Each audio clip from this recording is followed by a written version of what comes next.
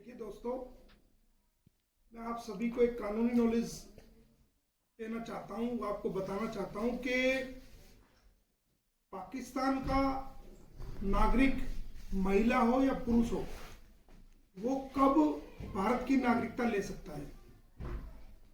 पाकिस्तान का नागरिक वीजा लेके वैलिड एंट्री में भारत में आएगा और उस वैलिड एंट्री के आधार पर वो अपना वीजा एक्सटेंड कराएगा, लगातार एक्सटेंड कराएगा। 1 महीने का है तो 2 महीने का होगा, 6 महीने का होगा, साल का होगा, और उसके बाद 7 साल लगातार भारत में रहना पड़ेगा, तब वो भारतीय नागरिकता के लिए अप्लाई कर सकता है। और पहले ये कंडीशन 10 साल की थी, अब ये 7 साल की हो गई है कि 7 साल लगातार रहने के बाद वो जो है भारतीय नागरिकता अप्लाई कर सकता है। इन 7 सालों के दौरान उस पर किसी प्रकार का कोई क्रिमिनल चार्ज नहीं होना चाहिए, कोई FIR दर्ज नहीं होनी चाहिए।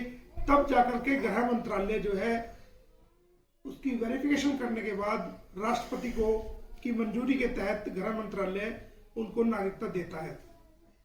अब रही सीमा हैदर वाले मामले की बात, तो जो व्यक्ति इलीगल तरीके से भारत में आएगा, सबसे पहले उसके खिलाफ FIR दर्ज होगी फॉरेन एक्ट सेक्शन 14 में, फॉरेन एक्ट 1946 के तहत। और जब वो FIR दर्ज होगी तो FIR होने के बाद उसका चार्जशीट पेश की जाएगी 90 डेज के अंदर, और ये सेक्शन 173 की सबसेक्शन 2 CRP के तहत जो है चार्जशीट कोर्ट में फाइल की जाएगी। उसका ट्रायल चलेगा, फिर कोर्ट देखेगा कि भाई ये जो इलीगल ट्रेसपासिंग हुई है, इलीगल एंट्री जो हुई है, उसमें उसको 5 साल तक की सजा का प्रोविजन है। जब वो 5 साल पूरे कर लिए जाएंगे, उसके बाद अगर कोई अपील में जाना चाहे तो वो सेशन में अपील में जाएगा, सेशन से भी सजा दे दी जाती है तो फिर हाई कोर्ट जाएगा, हाई कोर्ट के बाद वो ऑनरेबल सुप्रीम कोर्ट जाएगा। पहले उस FIR का निपटारा होना बड़ा जरूरी है, और जब तक किसी FIR का कोई निपटारा नहीं हो जाता, ट्रायल नहीं होता, कोई किसी को नागरिकता नहीं दी जा सकती। जैसा कि सीमा मामले में जो उनके भैया हैं AP सिंह जी, वो कह रहे हैं कि मैंने राष्ट्रपति को याचिका भेज दी है नागरिकता की। अरे भाई, पहले टर्म्स एंड कंडीशन तो पढ़ लो कि किसी पाकिस्तानी को टर्म्स एंड कंडीशन क्या है नागरिकता देने के लिए।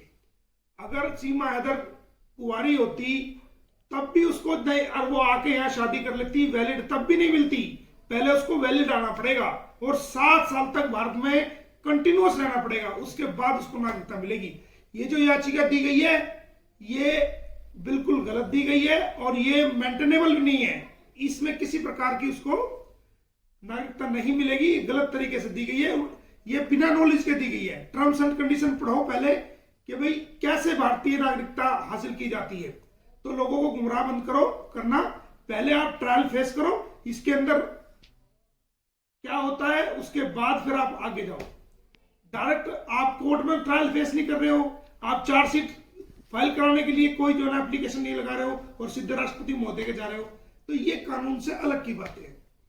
Thank you.